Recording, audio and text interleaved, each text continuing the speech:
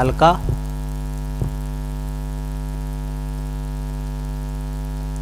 संपूर्ण Uttarakhand current affairs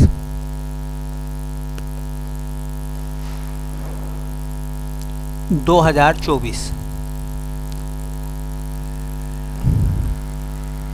जनवरी से लेकर फिलहाल नवंबर तक। ठीक है, देखिए आज का जो पहला टॉपिक है उस पर हमें चर्चा करनी है। टॉपिक का नाम आज का हमारा पहला ये है, करंट के मामले में उत्तराखंड में पारिस्थितिक प्रयोगशालाओं की स्थापना। उत्तराखंड में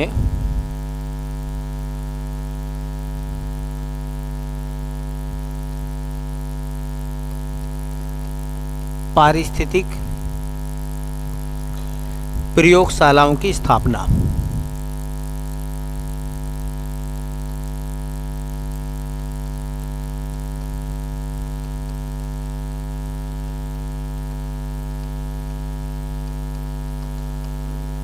अब यहां से करंट में कुछ सवाल बनेंगे और आपसे पूछे जाएंगे। उत्तराखंड में पारिस्थितिक प्रयोगशालाओं की स्थापना।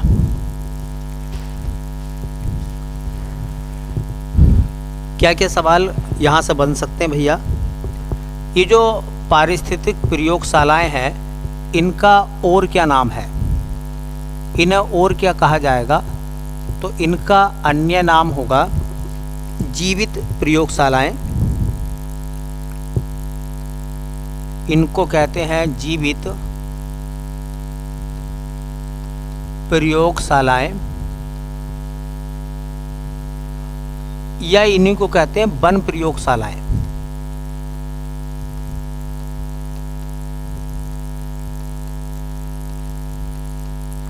तो वन प्रयोगशालाएं, जीवित प्रयोगशालाएं या फिर पारिस्थितिक प्रयोगशालाएं।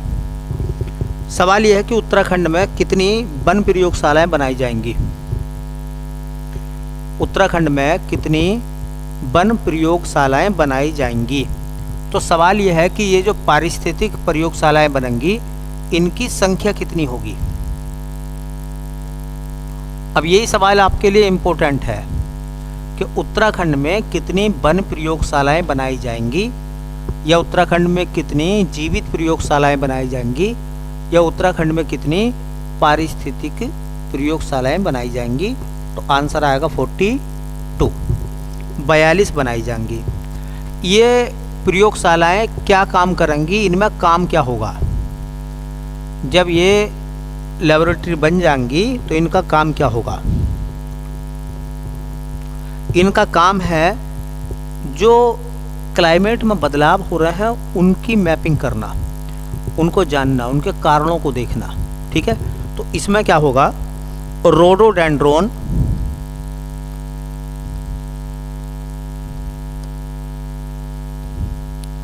रोडोडेंड्रोन व ब्रह्म कमल में,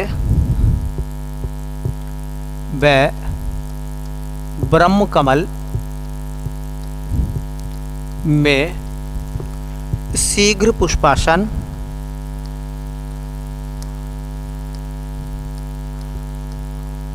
शीघ्र पुष्पन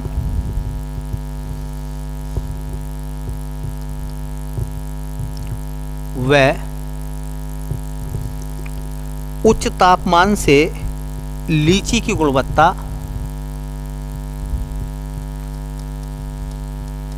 उच्च तापमान से लीची की गुणवत्ता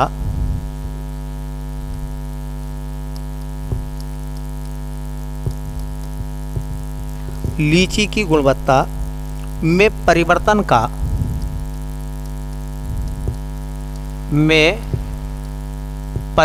का, डेटा एकत्र करना, डेटा एकत्र करना।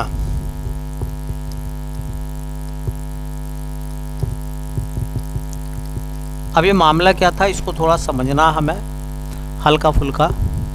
क्या हुआ, अभी पिछली फसल जो लीची की आई, तो गर्मी की वजह से जो लीची है वो फटने लगी। अच्छा, वो पकी भी नहीं पूरी तरह से, वो फटने लगी। अगर उसे फटने से पहले तोड़ते हैं तो कच्ची है लीची, पकने से पहले वो फट रही है, उसके अंदर स्वाद वो नहीं आ रहा। तो एक तो ये क्यों हो रहा है, इसको जानना चाहते हैं। कहीं ये जलवायु परिवर्तन के संकेत तो नहीं है। दूसरा, ये देखा गया है कि रोडोडेंड्रोन किसका वनस्पति नाम है? बुराश का। और ब्रह्मकमल जो फूल खिलते हैं इनके, ये समय से पहले खिल रहे हैं। समय से पहले मतलब एक टाइम होता है ना फूल के आने का, ठीक है, तो वो समय से पहले ही फूल खिल रहे हैं। तो इस पे ये अध्ययन करके डेटा इकट्ठा करना है इन लैबों को कि इनके पीछे का कारण क्या है। ठीक है, क्या ये उत्तराखंड में जलवायु परिवर्तन के संकेत मिलने शुरू हो गए हैं? ये जलवायु परिवर्तन है या कोई और रीजन है? ये काम करेंगी ये प्रयोगशालाएं।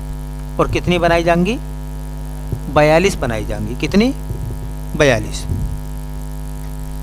कुछ बातें मैं यहाँ पर नोट कराता हूँ, वो आपके लिए थोड़ी सी इम्पोर्टेंट रहेंगी। ये बातें थोड़ी सी नोट कर लेना, पेपर में आने लायक है। जैसा एक सवाल है, कोई पूछता है कि उत्तराखंड में वन के कितने प्रकार हैं?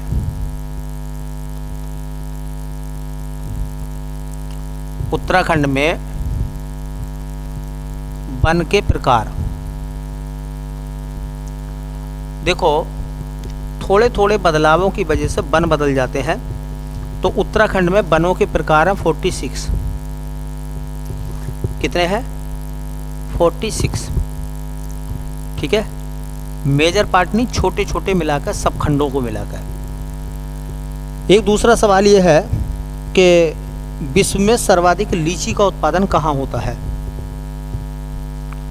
विश्व में सर्वाधिक लीची का उत्पादन,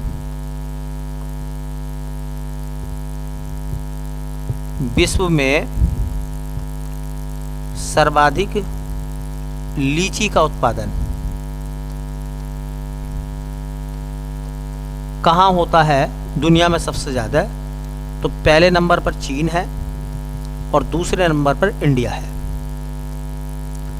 अब भारत की बात करें तो भारत में सबसे ज़्यादा लीची का उत्पादन कहाँ होता है? भारत में सर्वाधिक लीची का उत्पादन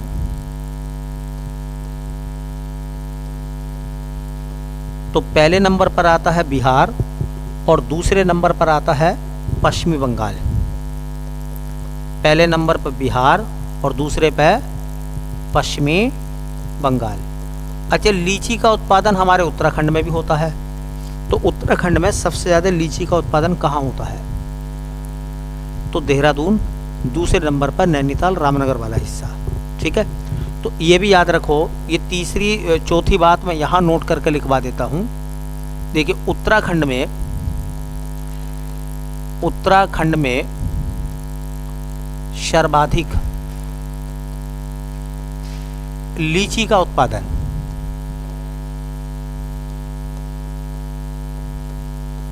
तो उत्तराखंड में सबसे ज्यादा लीची पैदा होती है देहरादून में। कहाँ होती है? और दूसरे नंबर पर आता है नैनीताल। और नैनीताल में भी कौन सा हिस्सा? रामनगर वाला।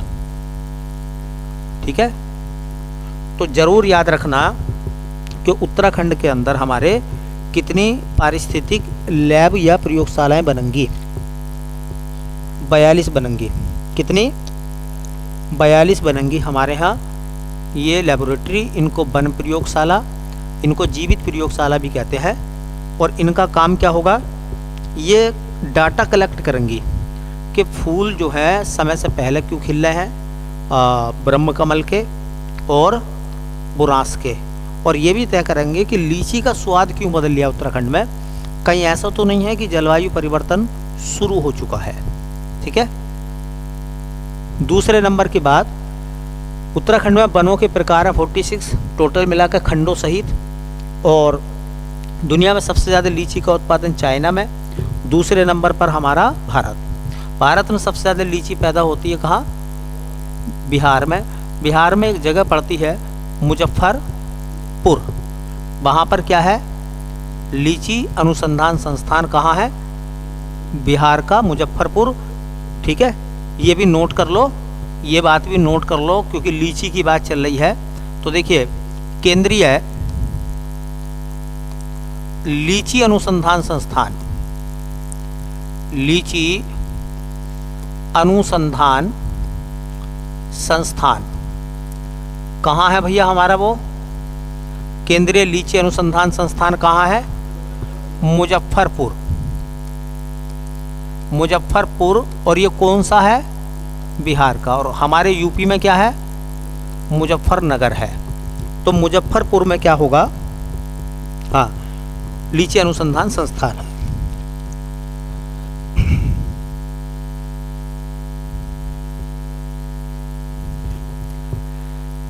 जीएसटी परिषद की अभी 54वीं बैठक हुई है नई दिल्ली में। तो जीएसटी परिषद का अध्यक्ष कौन होता है? वित्त मंत्री होता अध्यक्ष, और वित्त मंत्री इस समय कौन है? निर्मला सीतारमण। तो जीएसटी परिषद की 54वीं बैठक में ये निर्णय लिया गया है कि जो केदारनाथ और बद्रीनाथ धाम की यात्रा करने वाले लोग हैं, वो जो हेलीकॉप्टर से यात्रा करेंगे उनके लिए जीएसटी में छूट दी गई है। अब उनके लिए जीएसटी 18% से कितनी कर दी है? उस किराए पे जीएसटी लगती है ना, तो जीएसटी के किराए पे वहाँ के लिए कितनी छूट कर दी है, ये सवाल बन सकता है।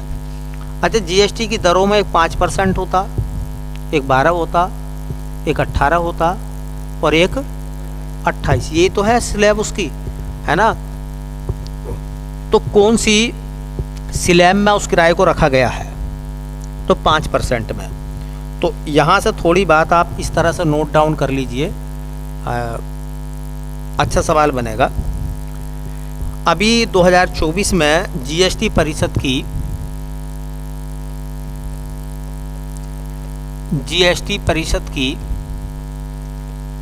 54वीं बैठक। अब कोई पूछेगा कि जीएसटी परिषद की 54वीं बैठक 2024 में हुई है, कहाँ हुई है?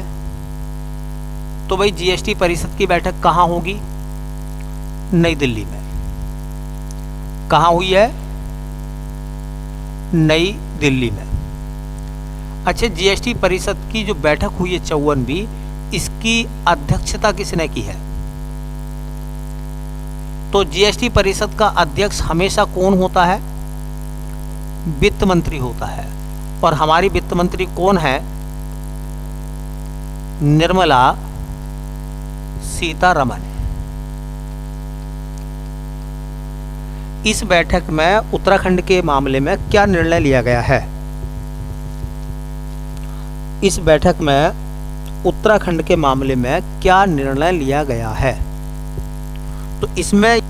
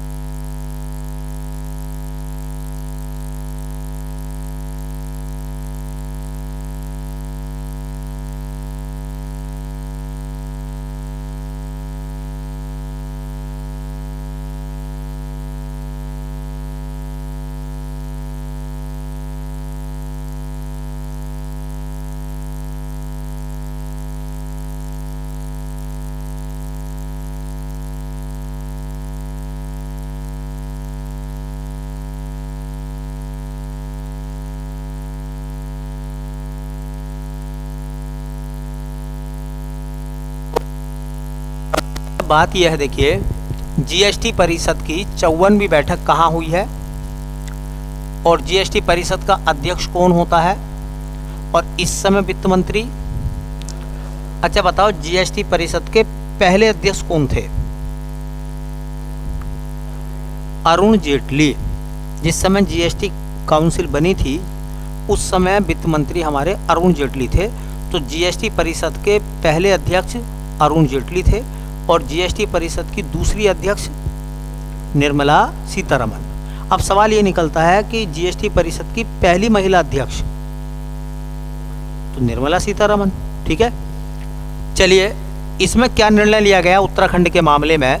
कह रहे हैं केदारनाथ बद्रीनाथ जैसे धार्मिक उद्देश्यों के लिए हेलीकॉप्टर सेवाओं पर जीएसटी 18% से घटाकर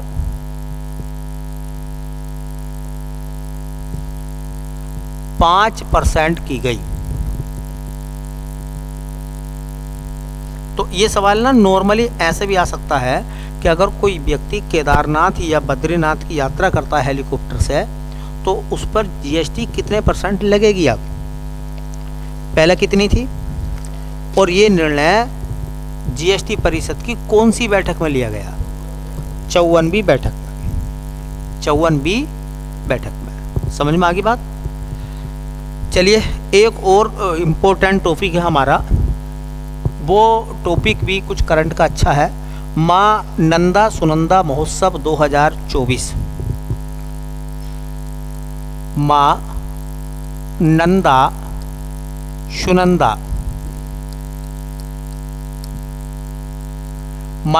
सुनंदा महोत्सव मनाया गया अभी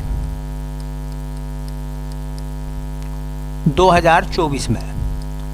तो पहला सवाल तो बेटा ये है कि इसका आयोजन कब से कब तक हुआ है।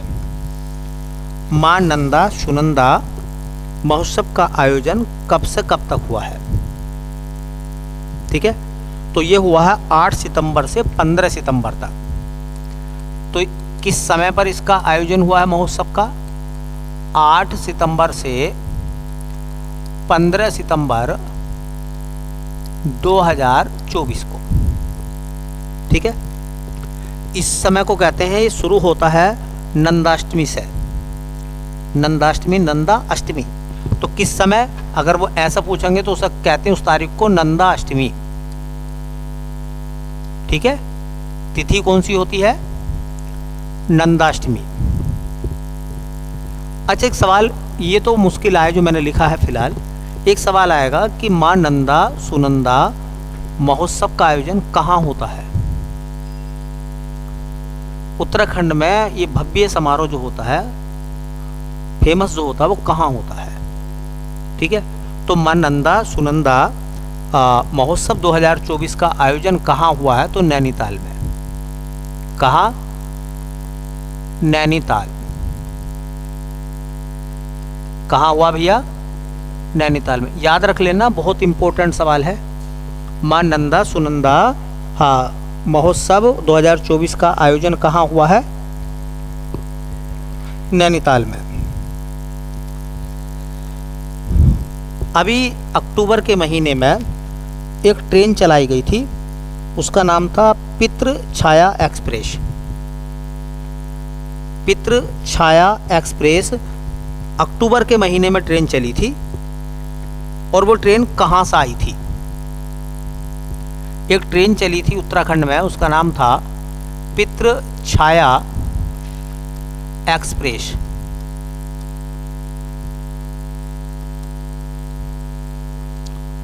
पहले मैं 2-4 बातें आपको लिखवा दूं, फिर हम चर्चा कर लेंगे।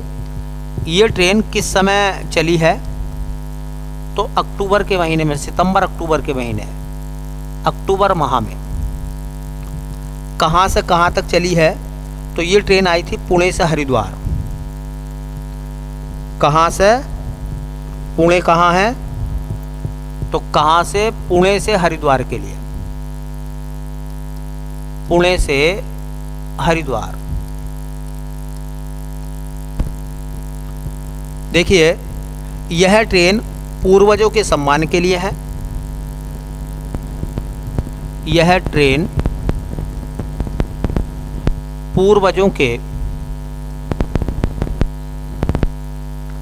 सम्मान के लिए है।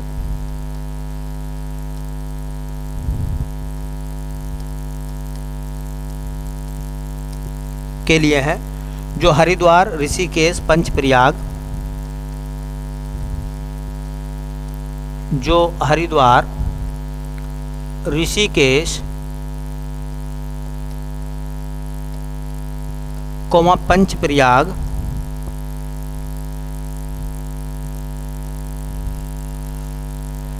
बद्रीनाथ जैसे स्थानों को कवर करेगी।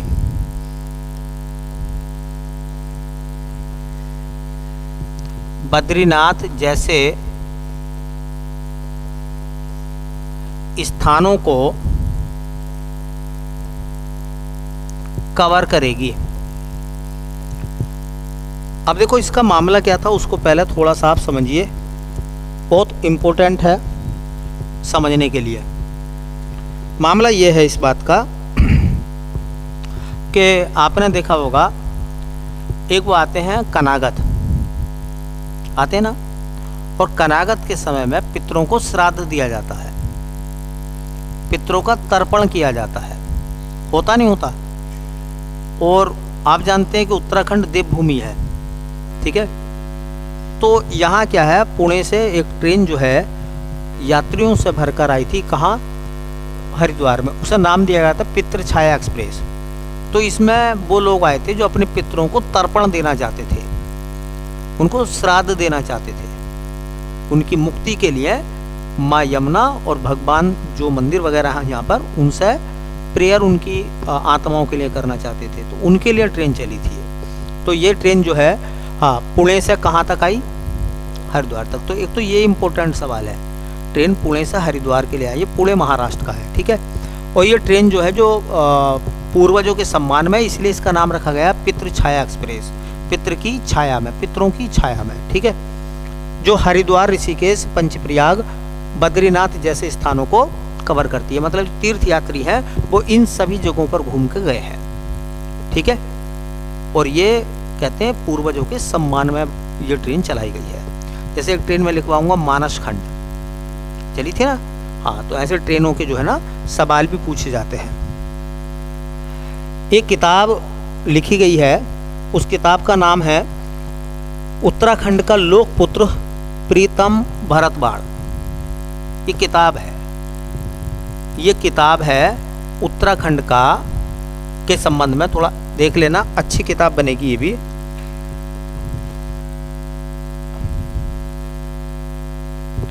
एक पुस्तक आई है उत्तराखंड में, और पुस्तक का जो नाम है बेटा, एक पुस्तक लिखी गई है और उस किताब का नाम है उत्तराखंड का लोकपुत्र प्रीतम भरतवाड़। उत्तराखंड का लोकपुत्र, उत्तराखंड का लोकपुत्र प्रीतम भरतवाड़। अच्छा, एक सवाल मुझे बताओ, यहां से बन गया जी, जो आपकी आंखों के सामने है, अगर स्कैन लगाएं कि किसे उत्तराखंड का लोकपुत्र कहा जाता है, उत्तराखंड का लोकपुत्र किसे कहते हैं, प्रीतम भरतवाड़ को। तो उन्हीं के जीवन पर आधारित किताब है। सवाल यह कि इस किताब को किसने लिखा है। उत्तराखंड का लोकपुत्र प्रीतम भरतवाड़, ये जो पुस्तक है, पूरी किताब का नाम है अब ये फिलहाल, और इस किताब को किसने लिखा है, इसके लेखक कौन है। तो इसके लेखक का नाम है सच्चिदानंद सेमवाल। उत्तराखंड में किताबें आती हैं, ध्यान रखना, सच्चिदानंद सेमवाल, सच्चिदानंद सेमवाल। उत्तराखंड का लोकपुत्र नाम क्या है, बोलो, प्रीतम भरतवाड़। अब ना थोड़ी सी बात मैं आपको बता दूं प्रीतम भरतवाड़ के बारे में कि वो कौन है, और यहाँ से सवाल पूछे भी जाते हैं। तो देखिए, इसी में हम लोग जो है बात अब करने वाले हैं इनकी, नाम और उनका प्रीतम, प्रीतम भरतवाड़ की। पहला सवाल याद रखें, प्रीतम भरतवाड़ है वो कहाँ के रहने वाले हैं, उनका जन्म कहाँ हुआ था, तो उनका जन्म हुआ था रायपुर में। रायपुर कौन सा वाला, देहरादून का। मतलब अगर उनके हम होम डिस्ट्रिक्ट की बात करें तो उनका होम डिस्ट्रिक्ट क्या हो जाएगा, देहरादून। कहाँ के रहने वाले हैं वो, किस काम के लिए जाने जाते हैं, वो कौन सी कला के कलाकार हैं, तो बताया जाता वो जागर लोक गायक है। जागर गीत होते हैं ना, तो जागर लोक गायक हैं वो। मतलब कुल मिलाकर जागर लोकगीत गाते हैं वो, ठीक है। क्योंकि जागर गाते हैं इसलिए उत्तराखंड में उनको एक उपनाम दिया गया है, उनको कहते हैं जागर सम्राट। किसको जागर सम्राट कहा गया है, उत्तराखंड में किसको जागर सम्राट कहा गया है, तो प्रीतम भरत बाण को। और इन्हीं को कहते हैं उत्तराखंड का, बोलो, लोकपुत्र। इन्हीं का दूसरा उपनाम अगर हम देखें तो ये बन जाएगा उत्तराखंड का लोकपुत्र। उत्तराखंड का लोकपुत्र किसे कहा जाता भैया, देखिए भारत सरकार से ये सम्मानित हुए हैं, बहुत बड़ा नाम है ये। इनको 2019 में मिला था पद्मश्री। क्या मिला था, भारत सरकार ने इनको 2019 में कौन सा सम्मान दिया, पद्मश्री का। इसलिए अच्छा सवाल बनेगा और इन्हीं के नाम पर किताब है उत्तराखंड का लोकपुत्र। उत्तराखंड का लोकपुत्र नाम उनका प्रीतम भरत बाण। किस कला के कलाकार हैं वो, जागर, हाँ, लोक गायक हैं, इसलिए उनको जागर सम्राट कहा गया है और उन्हीं के नाम पर किताब है। ये किताब आने वाली है, समझ लो। किताब ऐसी लिखी हुई होगी कि निम्न में से किसने उत्तराखंड का लोकपुत्र प्रीतम भरत बाण नामक किताब लिखी है, तो सच्चिदानंद सेमवाल, ठीक है। वैसे प्रीतम भरत बाण कहाँ के रहने वाले हैं, तो रायपुर, देहरादून के। क्या करते हैं, जागर लोकगीत को गाते हैं, इसलिए उनको जागर सम्राट कहा गया है या उत्तराखंड का लोकपुत्र कहा गया है, ठीक है। चलिए एक सवाल है वैसे तो देखिए, भारतीय मौसम विभाग,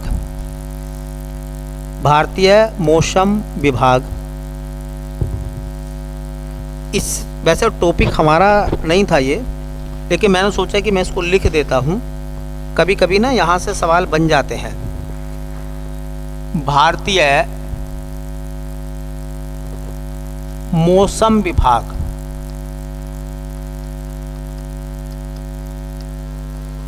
इसको अंग्रेजी में कहते हैं इंडियन मेट्रोलॉजिकल डिपार्टमेंट।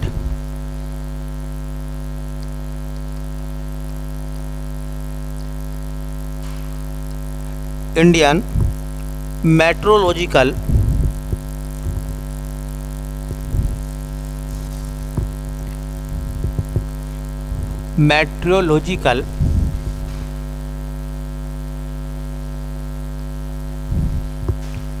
डिपार्टमेंट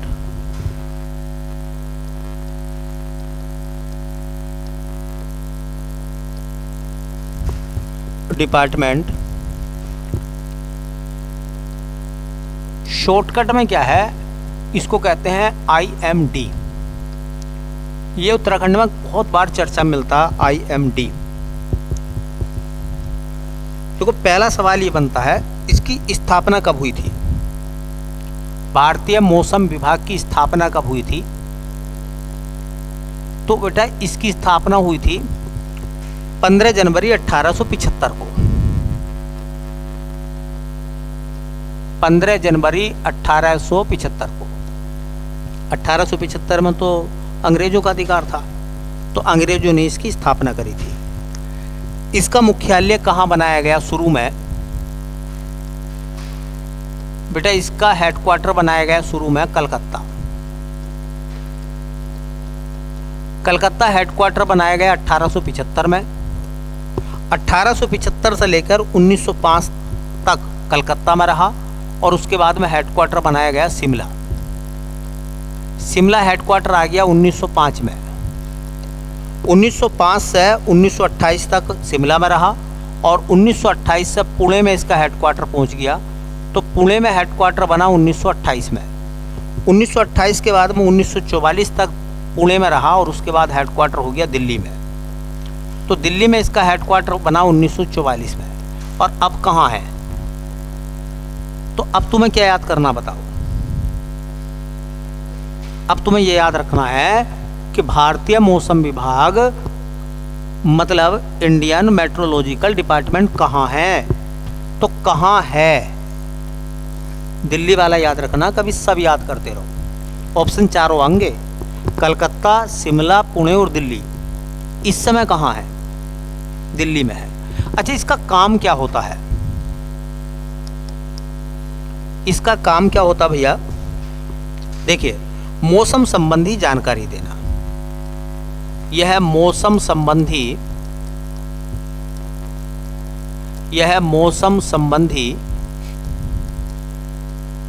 जानकारी देता है। अच्छा, एक बात मैं और बताऊं आपको, उत्तराखंड में मौसम बहुत जल्दी बदलता नहीं बदलता। तो बहुत बार भारतीय मौसम विभाग जो है अलर्ट जारी करता है। सुना होगा आपने कि इन जिलों के लिए सरकार भारतीय मौसम विभाग ने जो है रेड अलर्ट जारी करा है। तो सवाल मेरा ये आपसे है कि भारतीय मौसम विभाग जो है कितने प्रकार के अलर्ट जारी करता, बताओ। अलर्ट कितने प्रकार के होते हैं? भारतीय मौसम विभाग, मेन सवाल आवारिया है जो तुम्हें बताना था, क्योंकि ये तो सब डाटा है, ये तो रट लोगे कहीं ना कहीं से। सवाल ये है कि भारतीय मौसम विभाग जो है वो कितने प्रकार का अलर्ट जारी करता है? 2 प्रकार का, 4 प्रकार का, 6 प्रकार का, 12 प्रकार का। तो भारतीय मौसम विभाग 4 प्रकार का अलर्ट जारी करता है और चारों में अलग अलग रंग होते हैं। चारों में अलग अलग रंग होते हैं। तो MID अलर्ट के लिए 4 रंगों का प्रयोग करती है। तो ये IMD जो है, इंडियन मेट्रोलॉजिकल डिपार्टमेंट, हाँ, अलर्ट के लिए अलर्ट के लिए 4 प्रकार के रंगों का प्रयोग करती है। अलर्ट के लिए 4 प्रकार के रंगों का प्रयोग करती है। अच्छा, तुमने देखा होगा, तुमने ये सुना होगा कि मौसम विभाग के द्वारा रेड अलर्ट जारी हुआ है, येलो जारी हुआ है। येलो अलर्ट भी तो होता है, रेड अलर्ट, लाल। हाँ, देखिए, अगर IMD हरे रंग का अलर्ट जारी करती है, ग्रीन, एक होता है इसमें हरा, अगर वो हरा रंग जारी करती है तो इसका मतलब होता है कि देखिए सब ठीक है, बढ़िया है मौसम, कोई दिक्कत नहीं है, साफ मौसम के लिए सब ठीक है। और अगर भाई जब सब ठीक है, इसका मतलब ये है, तो क्या कोई सलाह देगा वो? अरे मौसम विभाग कोई सलाह देगा? कोई सलाह नहीं देता, कोई सलाह नहीं है। अपना काम करिए, मौसम की तरफ से बेचिंता रहिए। अगर वो पीला अलर्ट जारी करता है, येलो कहते हैं अंग्रेजी में, ग्रीन अलर्ट, येलो अलर्ट, और येलो को हिंदी में क्या कहते हैं बेटा? अगर वो येलो अलर्ट जारी करता है तो वो आपको, हाँ, सावधान करता है, कहता है सावधान रहें। येलो अलर्ट में क्या होता है? सावधान रहें। किस बात के लिए सावधान रहें? कई दिनों तक मौसम खराब, कई दिनों तक मौसम खराब रह सकता है, इसलिए येलो अलर्ट जारी होता है। कई दिनों तक मौसम खराब, कई दिनों तक मौसम खराब, वो कहता है कि कई दिनों तक मौसम खराब रह सकता है, सावधान रहें। देखिए वो नारंगी अलर्ट जारी करता है, उसको कहते हैं अंग्रेजी में ऑरेंज अलर्ट। सुना नाम आपने? हाँ, ऑरेंज अलर्ट अगर वो जारी करता है तो कहता तैयार रहें।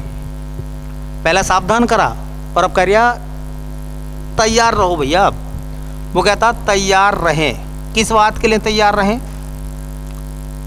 भैया मौसम ज़्यादा खराब हो जाएगा, अपनी अपनी व्यवस्थाओं को बनाने के लिए तैयार हो जाओ। ठीक है, तो अत्यधिक खराब मौसम की चेतावनी, अत्यधिक खराब मौसम की चेतावनी।